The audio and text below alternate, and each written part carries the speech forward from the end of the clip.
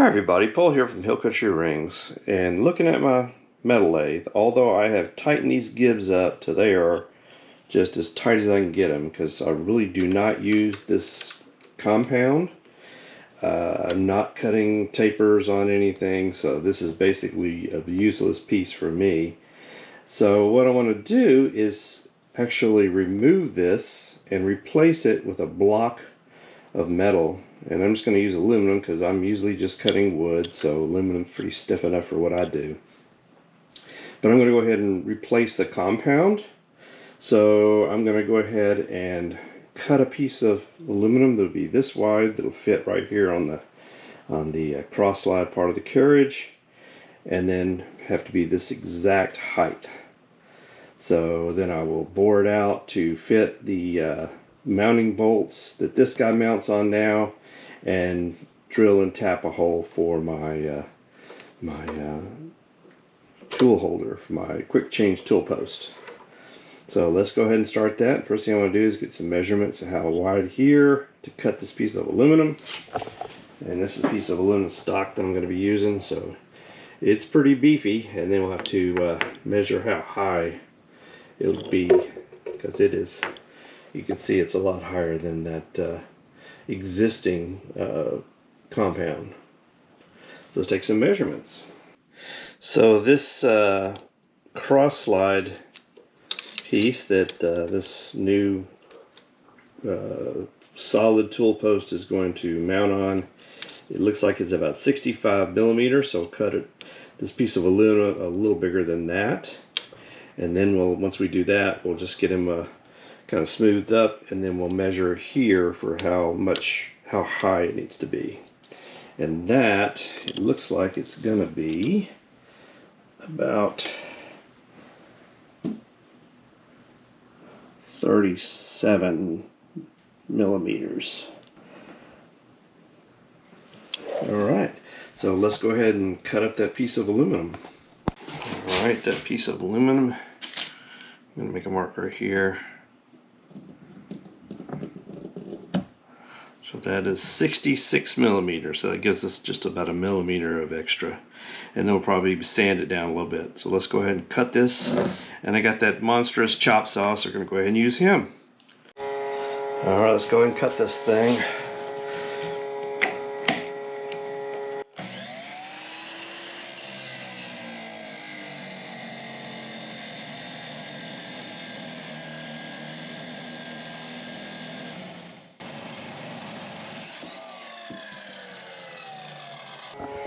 There's our piece. Well, this piece has cooled down because it was hot and from cutting, and I do have a really bad burr here, so I'm going to go ahead and put him on the disc sander and just kind of smooth down his burrs and get him ready, and then we'll put him in the lathe, and that's where we're going to turn him down to the height. That's the most critical part. This is really not that critical, the length.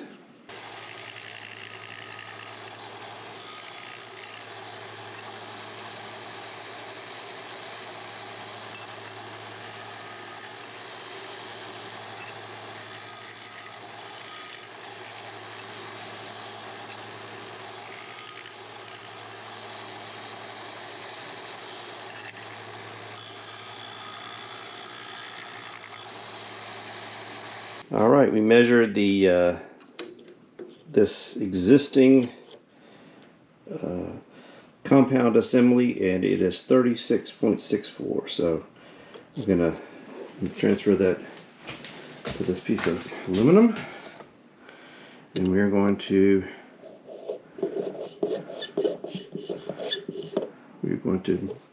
mill him down till he is 36.64. Alright, we got that piece all chucked up in this 4-jaw chuck, and we are now going to turn him and turn him and turn him and turn him until we get him down to that mark. So, start.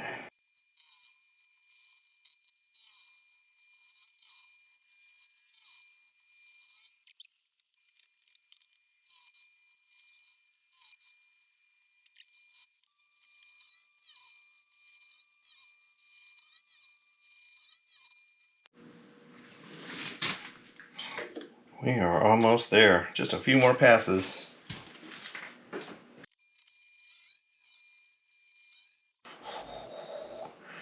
Okay, let's get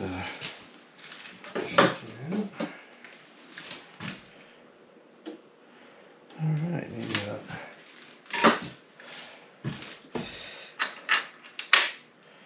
About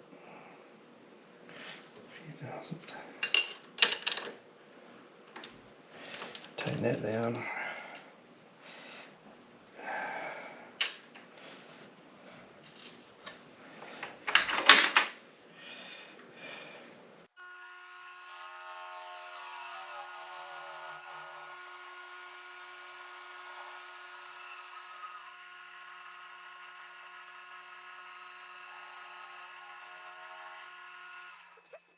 You can see how really nice with the carriage lock, how nice of a finish that does. It's better than me holding it, so let's go in just about another 10,000th. So 4,956. Okay, not 6,6.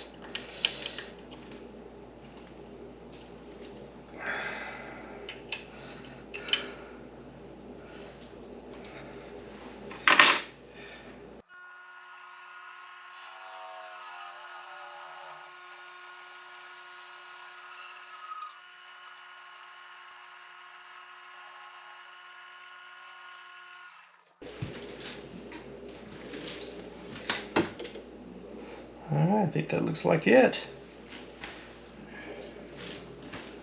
Well, that was fun. Alright, let's get this tool post off.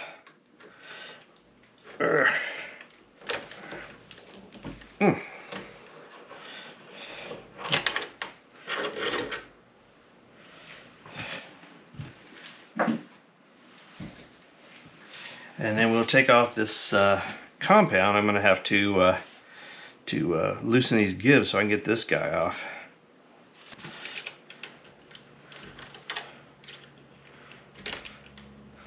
Loosen those gibs up.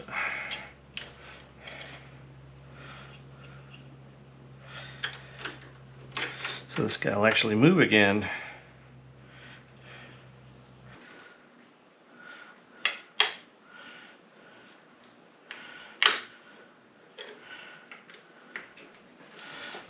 Okay.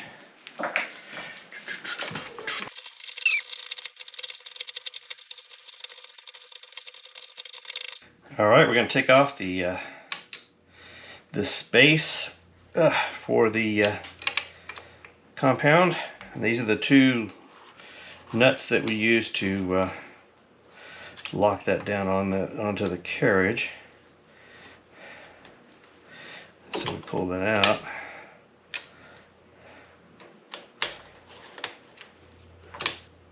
And there is that little disc that those two nuts go into, and that's, you have to actually back your carriage all the way back to be able to adjust it using those two nuts. So we're going to still use this little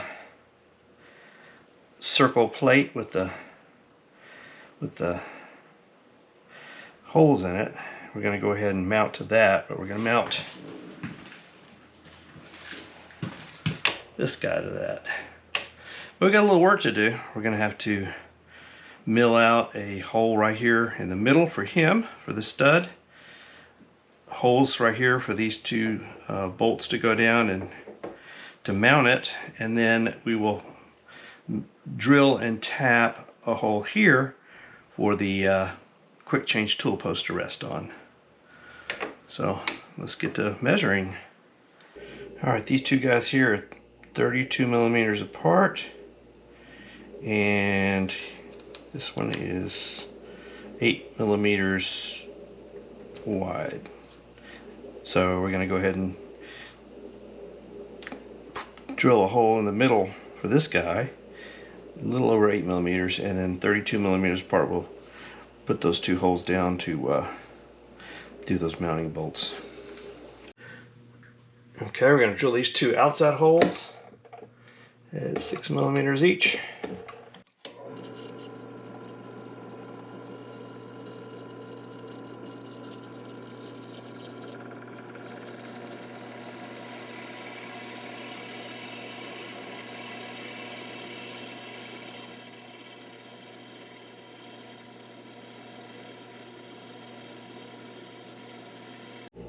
All right, we're gonna drill this one at 8 mm.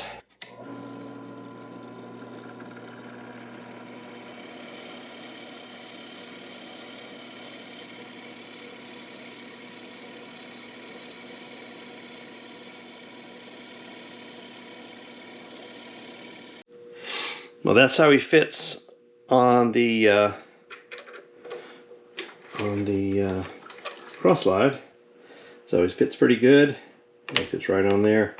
And then what I need to do is I'm going to have to get some bolts for this, because the bolts I had, they're too short.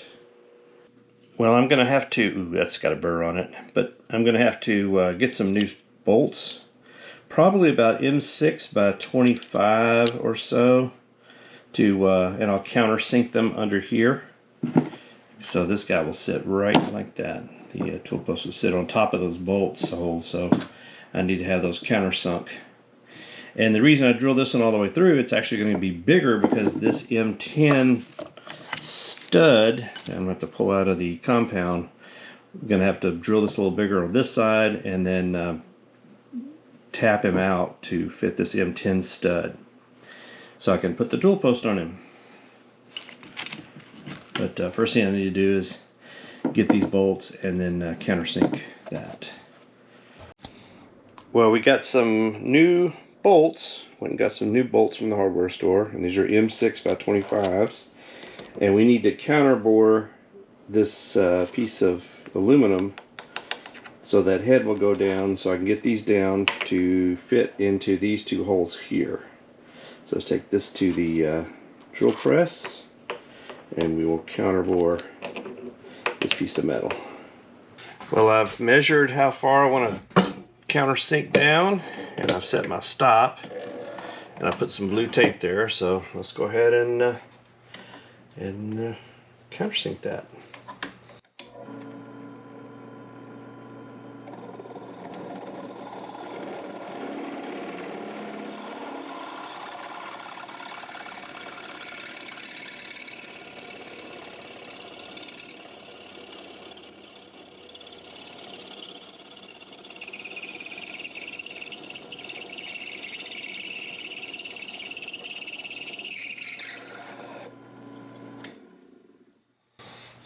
Okay. Got this aluminum Christmas tree here, and we'll do the other one. We need to drill this center hole a little bit bigger to be able to tap it out to that M10.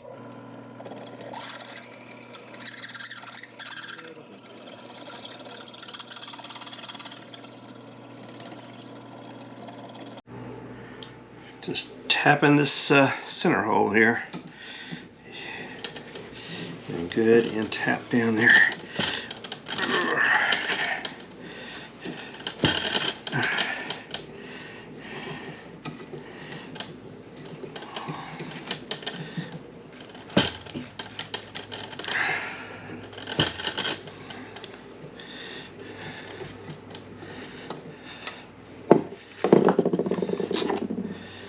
Let's try it out.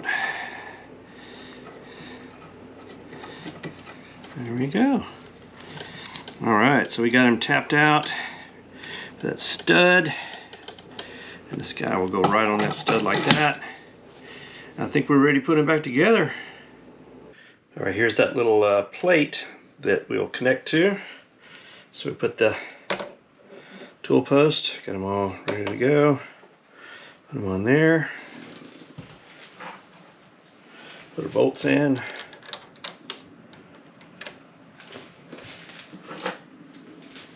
Just tighten these guys down.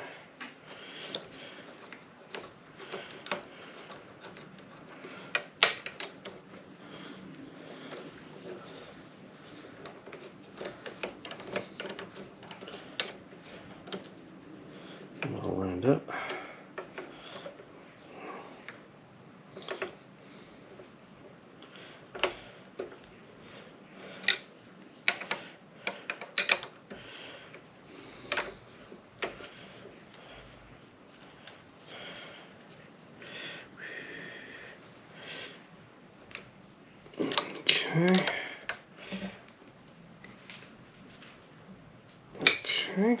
in there. Just put the quick change tool post on the stud. See how that aligns with this guy here.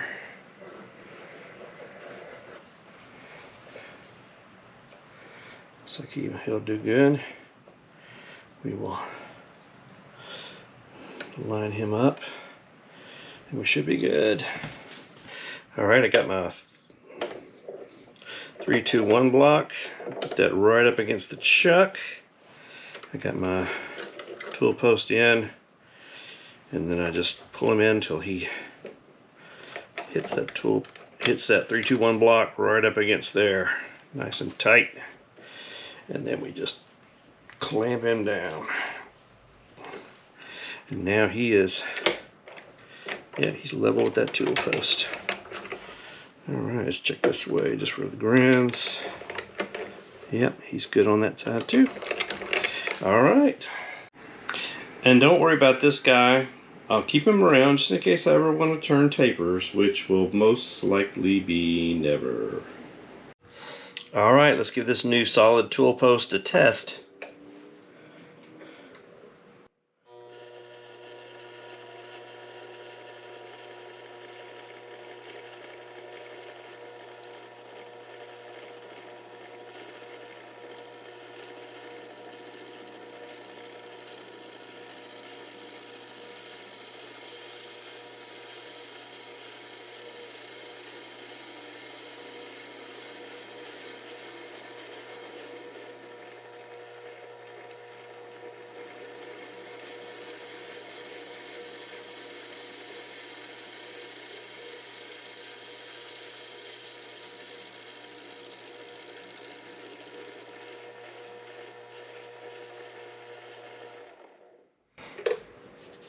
All right, I like it. I'm sure some of you have some questions. Number one, why has this guy got wood chucked up in a metal lathe? And the answer to that is, this is Hill Country mesquite, and I'm using it to make rings. That's what I do. I make rings from heritage and legacy woods. Number two, why did I use aluminum and not steel? Two reasons. One, I don't have a mill and I don't have the expertise to be milling steel or the patience for it. And two, since see answer to question number one, I'll be using this to basically shape and bore out and fit wood for inlay rings. So I don't need a steel tool post. Aluminum tool post is fine for what I'm doing. And that's what I do. I make rings from heritage and legacy woods. You can see I've got lots of baseball bat, Major League Baseball bats, bowling pins, skateboard decks, fire hose, battleship woods, M1 Garand wood, local mesquite, Lebanon cedar. I've got lots of different heritage legacy woods, and I make make rings right here in my shop, and I also make videos. So if you'd like to see some videos of me making some rings, please check out some of my other videos and see the process of making a custom ring. And if you have an idea for a custom ring, let me know. I'd love to hear it. I love making rings for people, and I'd love to make a ring for you. Check out hillcountryrings.com if you're interested in maybe purchasing one.